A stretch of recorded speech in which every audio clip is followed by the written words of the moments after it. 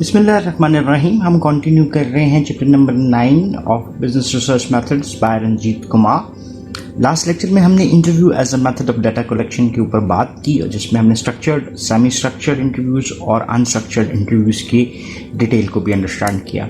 अभी हम बात करते हैं another method of data collection that is termed as the questionnaire. So what is a questionnaire? Basically इसको सबसे पहले एक्सप्लेन करते हैं। Basically questionnaire is a written set of questions.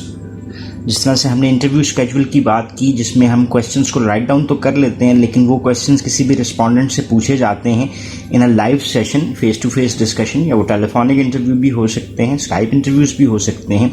लेकिन क्वेश्चनेयर में वो तमाम क्वेश्चंस एक रिटन लिस्ट की सूरत में मौजूद होते हैं और रिटन शेप में ही रिस्पोंडेंट को दिए जाते हैं। उसका आंसर जो है वो रिकॉर्ड करता है respondent in the same page, या चलें अगर वो इलेक्ट्रॉनिक फॉर्म में होंगे तो इलेक्ट्रॉनिकली उसके रिस्पॉन्सेस को जनरेट किया जाता है। इसकी डिटेल में बात करें तो क्वेश्चनर जो है रिस्पोंडेंट्स रीड करते हैं, देन उसको इंटरप्रेट करते हैं what is expected, and then write down the answers. The only difference between an interview schedule and a questionnaire is that is the former is the interviewer who asks the questions and records the respondents' replies on an interview schedule, and in the later replies are recorded by the respondents themselves. So ये एक major difference आ गया कि किसी भी interview में सवालात पूछे जाते हैं और उसके रिस्पॉन्सेस को रिकॉर्ड किया जाता है इंटरव्यू स्केड्यूल के मुताबिक, लेकिन जो क्वेश्चनर है उसमें क्वेश्चंस को रिटन फॉर्म में पूछा जाता है और उसके रिस्पॉन्सेस रिस्पोंडेंट्स आपको उसी पेज के ऊपर प्रोवाइड कर रहे होते हैं। सो ये डिस्टिंक्शन इम्पॉर्टेंट है और इसकी रीज़न क्या है कि जो स्ट्रेंथ्स और वीकनेसेस हैं दोनों मेथड्स की, वो इस डिफरेंस की वजह से क्रिएट होती हुई नज़र आती हैं। सो अगर हम क्वेश्चनर की बात करते हैं तो there is no one to explain the meanings of the questions to the respondents. So it is important that the questions are clear and easy to understand. दूसरी चीज़ के layout of a questionnaire should be such that it is easy to read and pleasant to the eye, ताकि एक respondent जो है उसको easily absorb कर सके, and the sequence of questions should be easy to follow. So a questionnaire should be developed in an interactive style, जैसे हम discuss कर रहे हैं, लेकिन वो रिटन फॉर्म में डिस्कशन आपको नजर आ रही है. This means respondents should feel as if someone is talking to them. In a questionnaire, a sensitive question or a question that respondents may feel hesitant about answering should be prefaced by an interactive statement explaining the relevance of the question as well. So मुश्किल questions को आप hide out भी करते हो और फिर उससे related other questions को भी ऐड करते हो ताकि उसकी रेलेवेंसी को हम जस्टिफाई कर सकते हैं. सो गुड आइडिया ये होता है कि डिफरेंट फॉन्ट को यूज़ किया जाए ऐसी स्टेटमेंट्स के लिए जो डिस्टिंग्विश करती हैं उन क्वेश्चंस को जो कि फर्दर सपोर्ट वाले बनाए होते हैं देन द अदर क्वेश्चंस. सो ये तो हमने कुछ बात की क्वेश्चंस के हवाले से, और अभी हम बात करते हैं ways of administering a questionnaire. एक दो और बातें हम करते हैं कि क्वेश्चनर जो है that might be a combination of open ended and close ended questions. Open ended questions वो होते हैं जिनके आंसर्स को हम डिटेल में बता सकते हैं. जैसे यहाँ पर हमारे पास फर्ज करते हैं ये जी एक स्टेटमेंट दी हुई है, फर्ज करते हैं ये आपका क्वेश्चन है और नीचे इसका रिस्पांस है. ये रिस्पांस जो है ये ओपन एंडेड क्वेश्चन का रिस्पांस है, और क्लोज एंडेड क्वेश्चन का रिस्पांस आपको 1 2 3 4 चलें जी, ये स्केल आपको नज़र आ रहा है. सो आपको रिस्पॉन्सेस किस तरह से नज़र आते हैं? इस स्केल में नज़र आ रहे होते हैं. सो जो आपके क्वेश्चंस हैं वो रिस्पोंडेंट्स के हवाले से, आपकी रिसर्च की पर्पस के हवाले से वेरी कर रहे होते हैं. सो जो भी क्वेश्चनर आपने डेवलप किया है उस क्वेश्चनर के हवाले से आप उसको कैसे एडमिनिस्टर कर सकते हैं, that how you can collect data from the respondents. पहला एस्पेक्ट जो आपको नज़र आता है that is the mailed questionnaire. What is a mailed questionnaire? जैसे हम कंसिडर करते हैं कि एक ट्रेडिशनल मेल क्या होती है. जैसे एक डाक का खत आपके सामने आता है, सो ट्रेडिशनली आपको वो मेल्ड क्वेश्चनर नज़र आते हैं।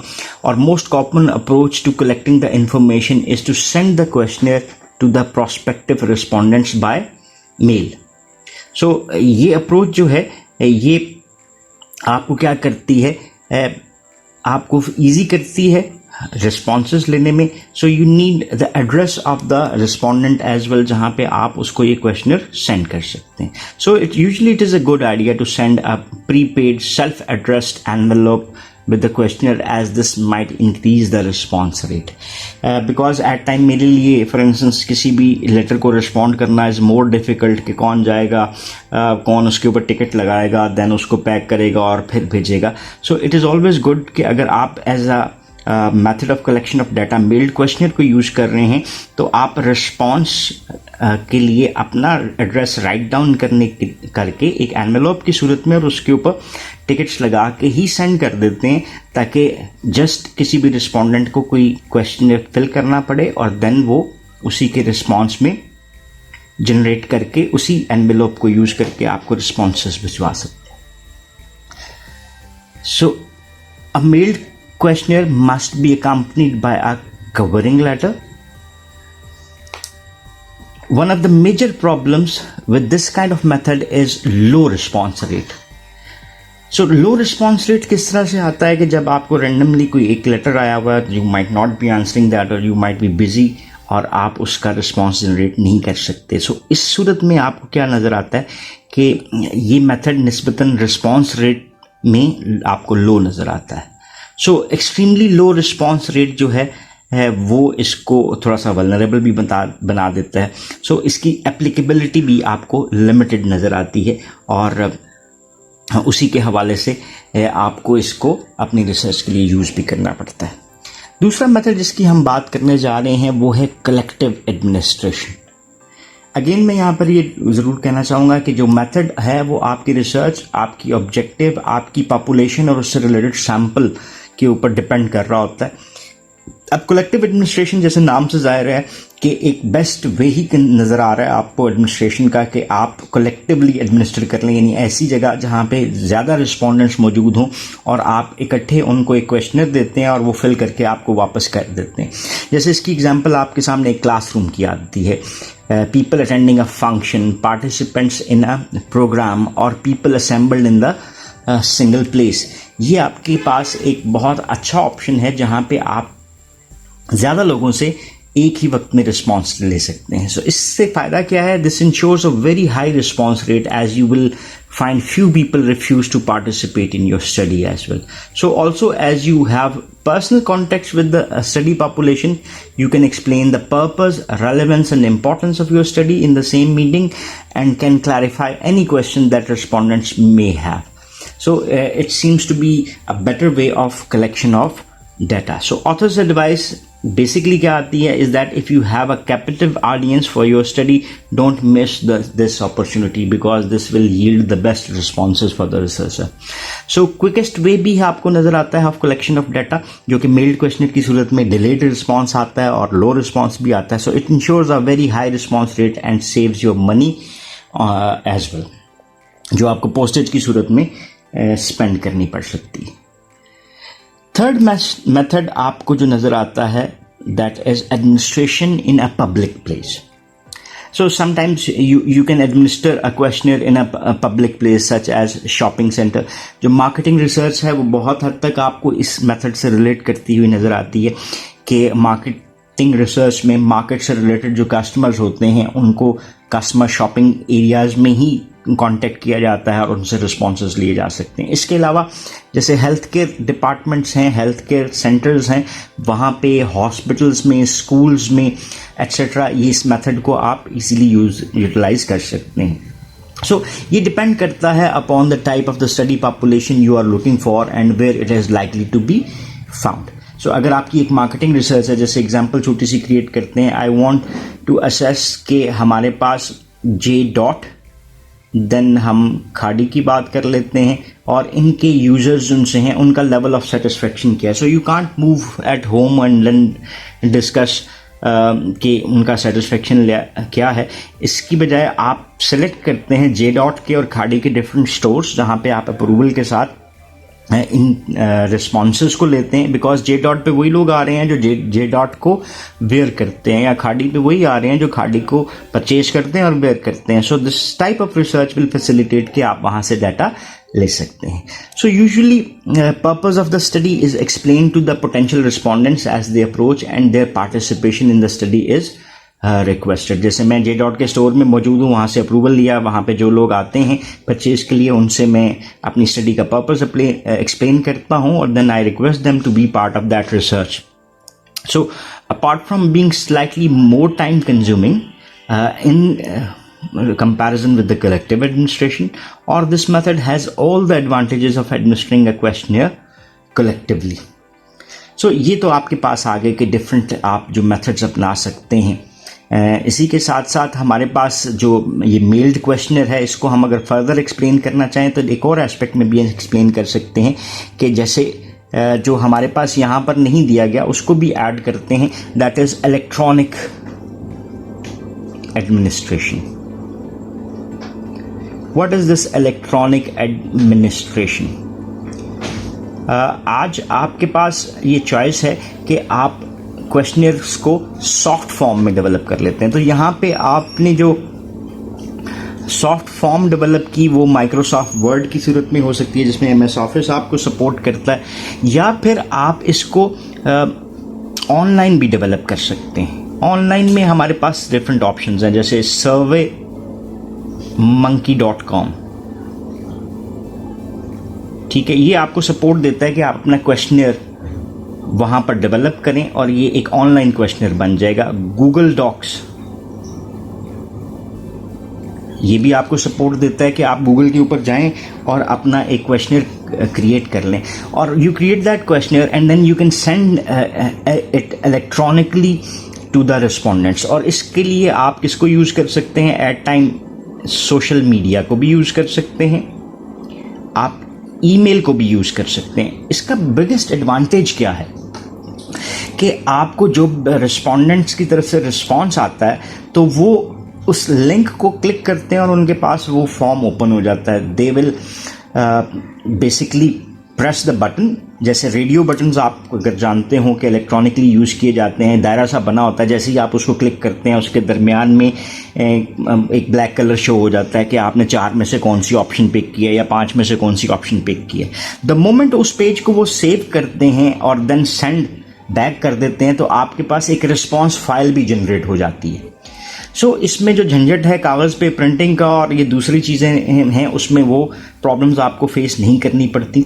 या इवन इलेक्ट्रॉनिक एडमिनिस्ट्रेशन जो है आपका टाइम सिक्योर कर रही होती है, आपकी कॉस्ट सिक्योर कर रही होती है, देन आपकी रीच टूवर्ड्स द ऑडियंस है उसको भी ये फॉर्मेट आपके इंक्रीज्ड रीच प्रोवाइड कर रहा होता है. इसके अलावा आप सॉफ्ट में डेवलप करके ईमेल की सूरत में फॉर्म भेज सकते हैं और ईमेल की सूरत में ही उन रिस्पॉन्सेज को वापस लेना चाहें तो भी ले सकते हैं.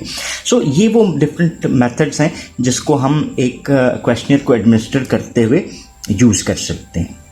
सो अभी लास्ट एक इसके हवाले से करते हैं बात कि what are the different aspects of an interview and a questionnaire. तो हमें किन चीज़ों को कंसिडर करना है कि हम इंटरव्यू स्केड्यूल को यूज़ करें या क्वेश्चनर को यूज़ करें, कौन सा बेहतर है. तो रिसर्च के हवाले से पहली चीज़ आती है नेचर ऑफ द इन्वेस्टिगेशन. अगर आपकी स्टडी की टाइप ऐसी है जहाँ पे आप रिलक्टेंट नज़र आते हैं to discuss certain things with the respondents या रिसर्चर, तो क्वेश्चनर जो है वो एक बेटर चॉइस है. लेकिन अगर क्योंकि इसमें एनोनिमिटी मौजूद है, कोई नहीं जानता कि किसने ये क्वेश्चनर फिल किया है, सो उसके ऊपर कोई आइडेंटिफिकेशन नहीं है, लेकिन इंटरव्यू की सूरत में आप एक्सपोज नज़र आते हैं. सो एज टाइम कई सिचुएशंस ऐसी आती हैं जिसमें आप एक्सप्लेन नहीं कर पाते चीज़ों को in on a written format, तो आपके लिए इंटरव्यू बेहतर नज़र आता है. दूसरा एस्पेक्ट है geographical distribution of the study population. अगर आपके रिस्पोंडेंट्स जो से हैं वो स्कैटर्ड हैं वाइड ज्योग्राफिकल एरिया में, तो फिर आपके पास चॉइस है कि आप क्वेश्चनर को यूज़ कर लें ताकि उसकी रीच ज़्यादा है, और इंटरव्यूअर जो सा है, interview as a method of collection of data will be the costly one, और वो एक्सपेंसिव भी आपको ज़्यादा नज़र आएगा. थर्ड है type of the study population. अगर आपकी स्टडी पॉपुलेशन इलिटरेट है तो फिर क्वेश्चनर आपके लिए यूज़फुल नहीं है। अगर वेरी यंग है या वेरी ओल्ड है या हैंडीकैप्ड पॉपुलेशन आपको नज़र आती है, सो आपके पास ऑप्शन ही क्या बचता है कि आप इंटरव्यू करें रिस्पोंडेंट्स को, ताकि उनके रिस्पॉन्सेज को आप खुद ट्रांसफॉर्म कर सकें into the needed comments as well. So advantages को देख लेते हैं क्वेश्चनर के। लेस एक्सपेंसिव, इसको हम पहले से डिस्कस कर चुके हैं। इंटरव्यू की फॉर्मेट में अगर बात करते हैं तो मोर आपको इंटरव्यूज करने पड़ते हैं, तो इंटरव्यूअर्स रखने पड़ते हैं, उनकी सैलरीज मैनेज करनी पड़ती हैं, मोर टाइम कंज्यूमिंग है रादर, तो क्वेश्चनर आपके लिए लेस एक्सपेंसिव है और ऑफर ग्रेटर एनोनिमिटी के लोगों को पता नहीं होता और लोगों को ये श्योरिटी होती है कि किसी को नहीं पता होगा कि कौन सा क्वेश्चनर किसके रिस्पांस की सूरत में आया है, तो उस एनोनिमिटी की वजह से वो ज़्यादा बेहतर आंसर कर सकते हैं। डिसएडवांटेजेस में भी कुछ चीज़ें आती हैं जिसको हमें अंडरस्टैंड करना ज़रूरी है।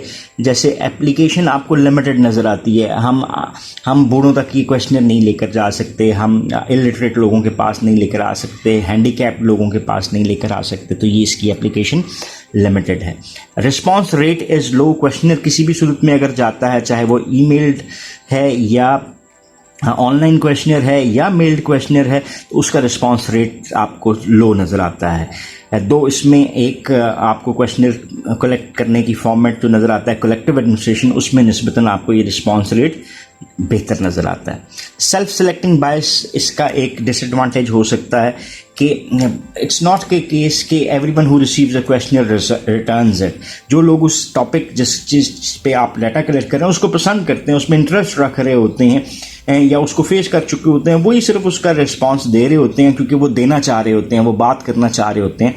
तो सेल्फ सेलेक्टिंग बायस भी आपको नज़र आती है कि who wants to send the response और कौन है जो उस रिस्पॉन्स को नहीं देना चाह रहा था। इसी की सूरत में आपको रिस्पॉन्स रेट भी लो नज़र आता है।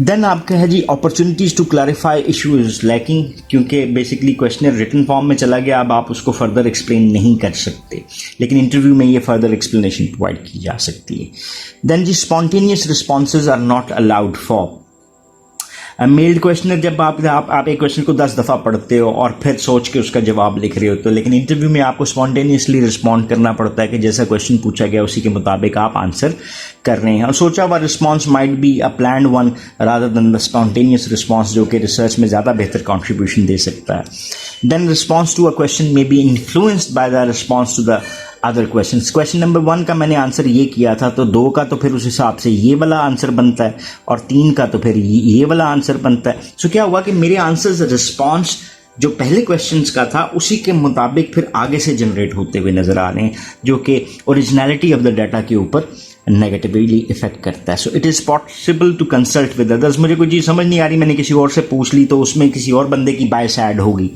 सो जो ओरिजिनल रिस्पॉन्स चाहिए था इन्वेस्टिगेटर को, वो उसको उस अंदाज में नहीं मिल सका। और लास्ट है जी response can not be supplemented with other information. जैसे आप क्वेश्चनर में रिस्पॉन्स लेते हैं तो आपको रिटर्न रिस्पॉन्स आ गया, जो टिक्स की सूरत में हो सकता है, सेंटेंसेस की सूरत में हो सकता है, लेकिन इंटरव्यू जब आप कंडक्ट कर रहे होते हैं तो आप नोट कर रहे होते हैं कि वो शख्स क्या कह रहा है, उसके साथ उसके वर्बल आंसर्स तो मैटर करते हैं, उसी के साथ नॉन वर्बल कम्युनिकेशन भी वहाँ पर मैटर कर रहा होता है कि उसके एक्सप्रेशंस क्या हैं, कितना कीन है। सो ये जो नॉन वर्बल क्यूज़ हैं वो भी आपको सपोर्ट कर रहे होते हैं, सप्लीमेंट कर रहे होते हैं आपकी इस information. So that's all for the questionnaire. इसके एडवांटेजेस डिसएडवांटेजेस को हमने देखा कि कैसे हम किसी एक क्वेश्चनर को एडमिनिस्टर कर सकते हैं, और देन हमने क्वेश्चनर के बेसिक एस्पेक्ट्स को भी अंडरस्टैंड करने की कोशिश की। So that's all for this lecture. और if you still have any questions और क्वेरीज, तो you can ask in the comment sections and will love to answer those questions. So thank you very much for watching this video. Have a nice time. अल्लाह हाफिज़।